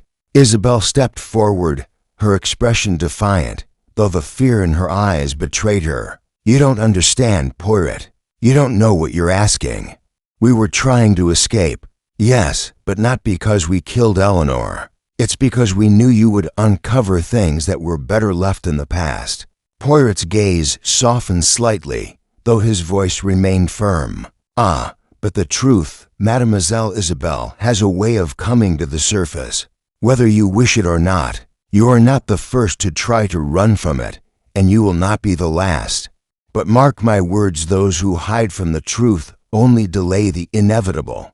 Gregory swallowed, his eyes darting around as though searching for an exit, though he knew there was none. "You don't know what you're saying, Poirot," he muttered, his voice shaky. "You don't know what Eleanor knew, what she was about to expose. We didn't want her dead. We just wanted to keep things hidden." Poirot's eyes locked onto Gregory's with a piercing intensity. "I understand more than you think, monsieur. Eleanor had discovered something, had she not? A secret, something tied to you both, something that neither of you wanted anyone to know. But the truth always finds its way out, as it has today." Isabel's expression shifted, a flicker of realization crossing her face. You knew all along, didn't you? That we were involved, that Gregory and we had something to hide." Poirot remained silent for a moment, his gaze shifting between Gregory and Isabel. "What I know, Mademoiselle Isabel, is that you were both afraid of the truth coming to light, and so you tried to cover it up. You believed that running would solve your problems." Gregory shook his head, a bitter laugh escaping him. "We had no choice. Eleanor was going to ruin us. She had the proof. If she'd told Charles, we would have lost everything." Poirot's lips tightened into a thin line. "But Eleanor was not the only one who could have caused you to lose everything, monsieur. Your actions last night, your attempts to flee, these are the things that will expose you. The mark by the sundial, the symbol that you both tried to hide. It was not only your secrets you were protecting, but your lives as you knew them." Isabel stepped back, her face pale. "It was just supposed to be a warning," she whispered, almost to herself. "We didn't mean for her to die." Poirot's voice softened, though the resolve in his words never wavered. "The truth, Mademoiselle Isabel, is that you both tried to conceal what was never meant to stay hidden. And now it is too late. Eleanor may have been hiding the truth, but so were you." Gregory, his eyes downcast, mumbled, "What will happen to us?" Poirot sighed deeply, his gaze lingering on them both. "The law will decide, monsieur. But understand this, what you tried to conceal has been exposed, and no amount of running can undo that." The silence that followed was thick, suffocating. Gregory and Isabel stood motionless, their fates now sealed by their own actions. Poirot had not expected their confession to come so easily, but the weight of their guilt had driven them to it. They knew their time had come. Poirot turned toward the gate, his steps deliberate and slow. "I will return to the house now. The truth has been revealed. The investigation is over." As Poirot left them to their thoughts, he knew that this was not just a case of finding the guilty party, it was a lesson in human nature. In the end, No one could outrun the truth, not forever. Chapter 15. The final piece falls into place. Tension in the drawing room was palpable. Poirot had returned after confronting Gregory and Isabel, who had tried to flee, and now everything was on the edge of revelation. The guests sat nervously, each one acutely aware that the game was nearly over. They had all said their pieces, but nothing had come together until now. Poirot stood at the center of the room, his posture as composed as ever. The sharpness in his eyes betrayed his internal calculations. He had heard enough. The pieces had been scattered across the board, and now it was time to place them in the correct order. He began, Mesdames et Messieurs. Poirot's voice was calm, but carried the weight of authority. I have listened, and I have observed, and now the truth shall be revealed. He turned to Gregory, who was sitting rigid, eyes darting nervously. Monsieur Gregory, Poirot began, his voice softer, you have confessed much, but I sense there is more that you have yet to admit. Eleanor's death was not a simple accident, was it? Gregory's face turned pale, and his hands fidgeted. I told you everything, he muttered, though his voice lacked conviction. It wasn't meant to happen. She was going to ruin me. Poirot's gaze never wavered. I do not believe you, Monsieur Gregory. It was not only your finances that were at stake. You were trying to cover something else, weren't you? Something that Eleanor found.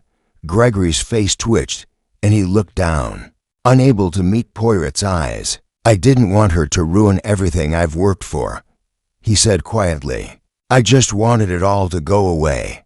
Poirot nodded slowly, allowing the silence to settle before he moved on to Isabel. Mademoiselle Isabel, he said, his tone now sharper, you have been hiding something as well. You said that you knew your sister had become fearful, but you've said little else about this mysterious man she had been meeting.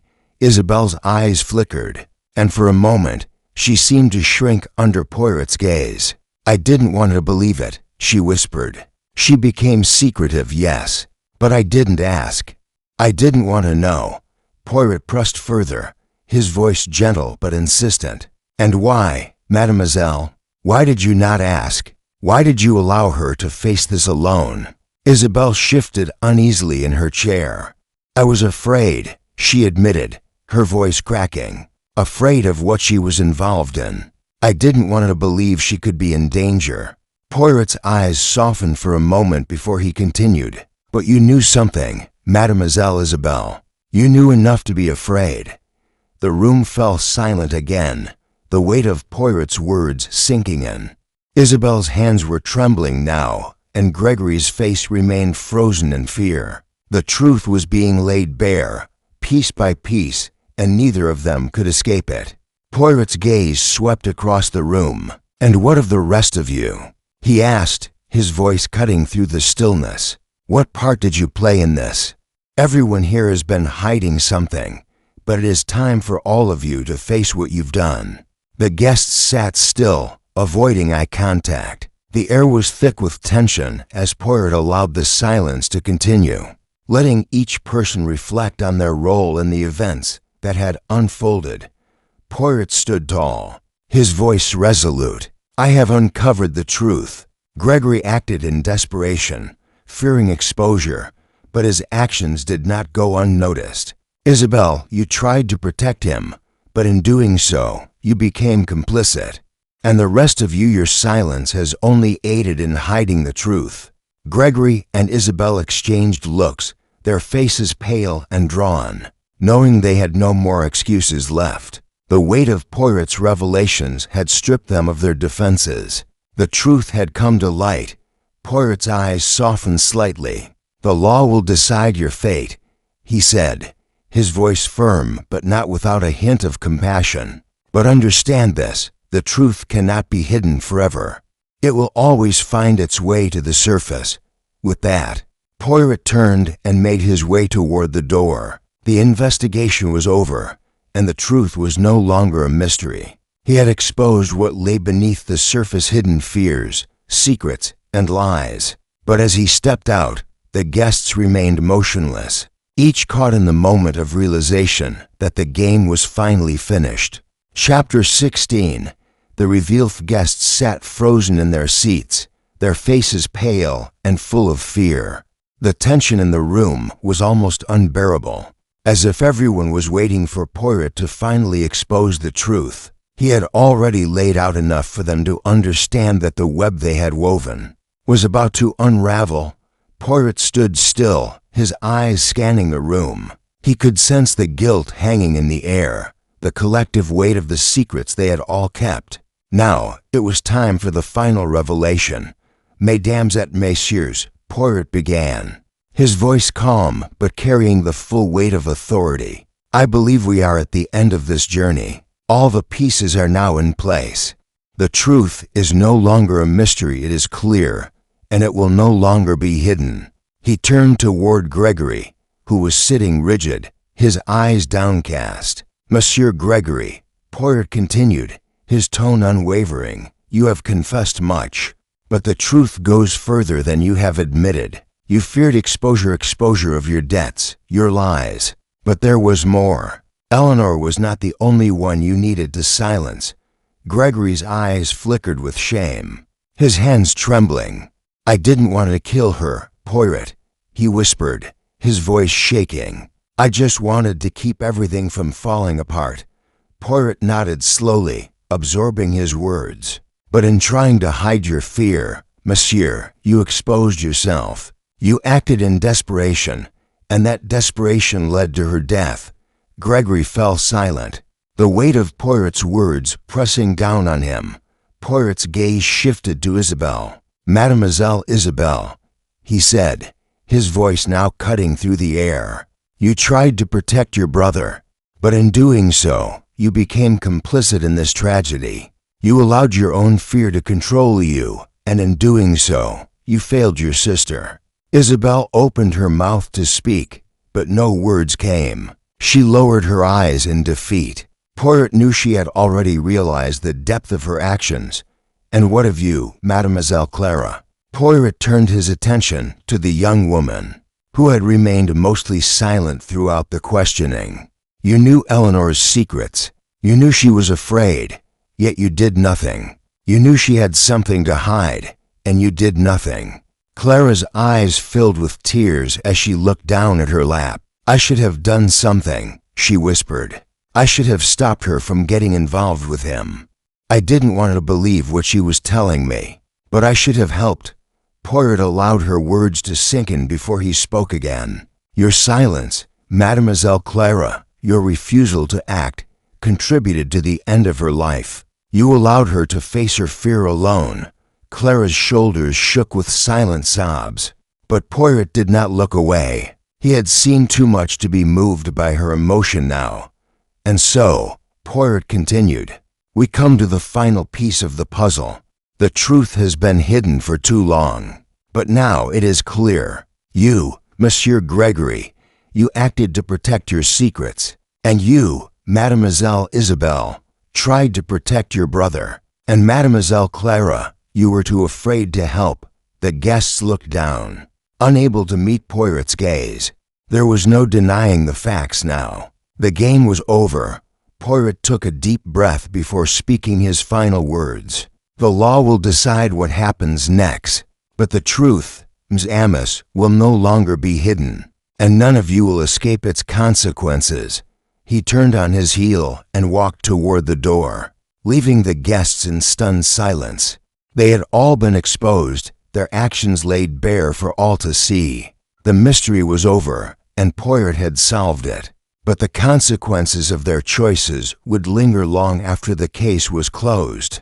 Chapter 17. Outcome and Justice's silence in the drawing room lingered long after Poirot's departure. The guests, who had been so sure of their cleverness, now found themselves trapped by the weight of their guilt. They had tried to keep the truth buried, but it had risen to the surface, exposed by Poirot's relentless logic and sharp observations.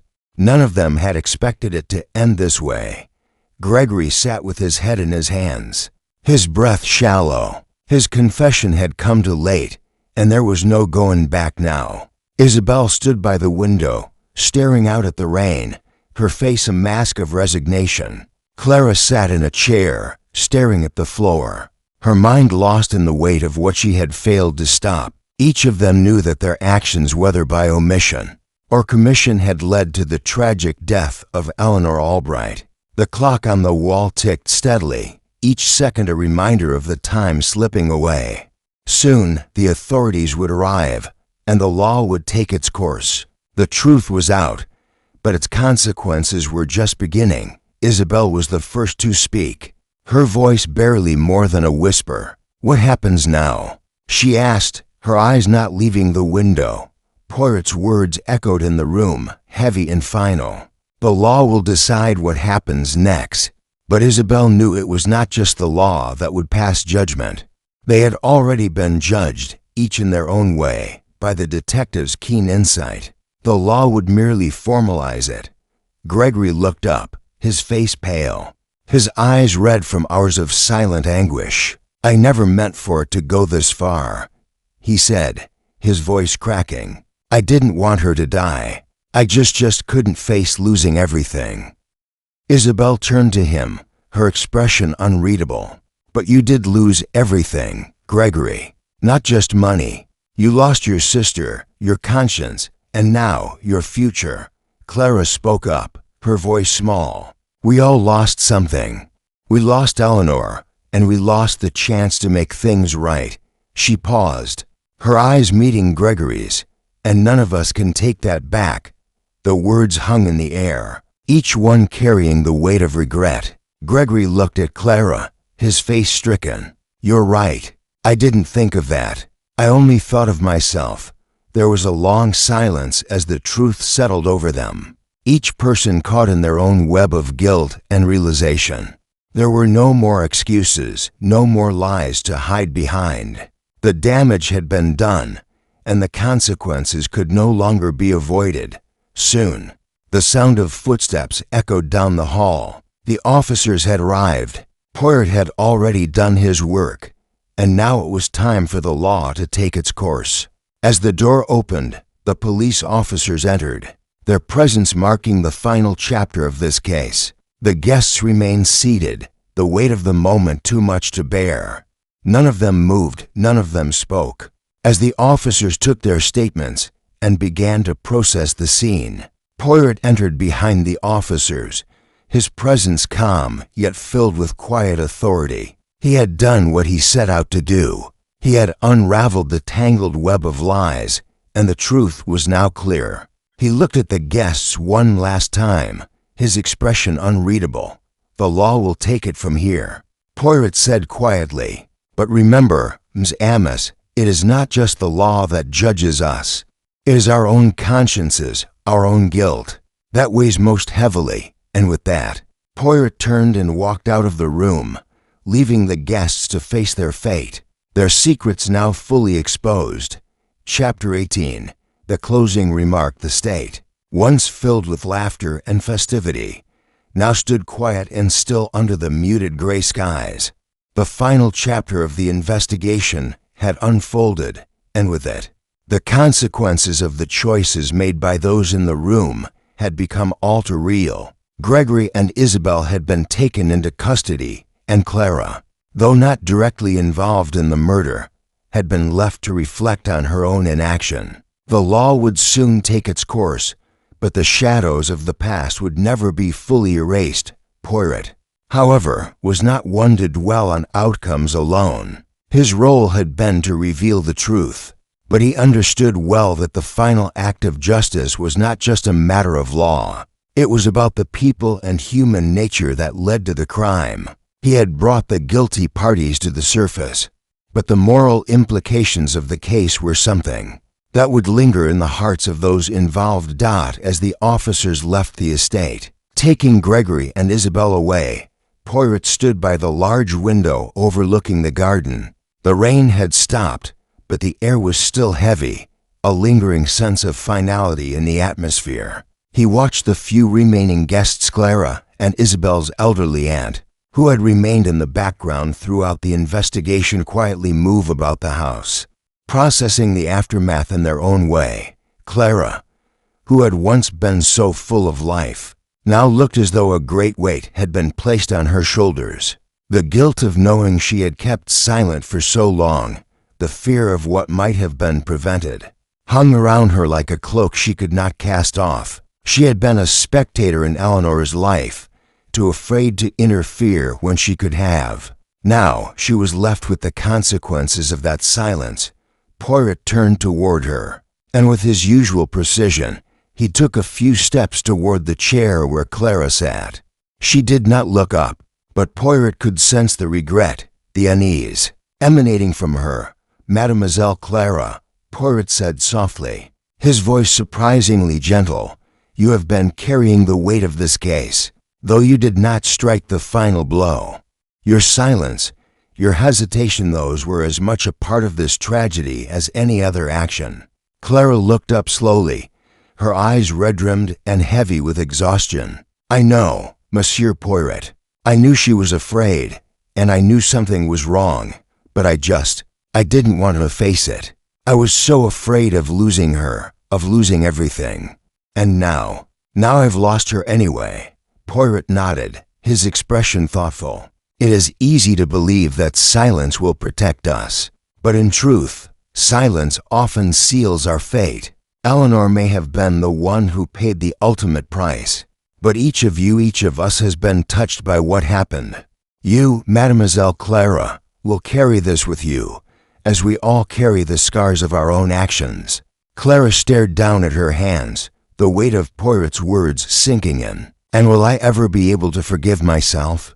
she asked, her voice quiet, almost a whisper. Poirot's gaze softened.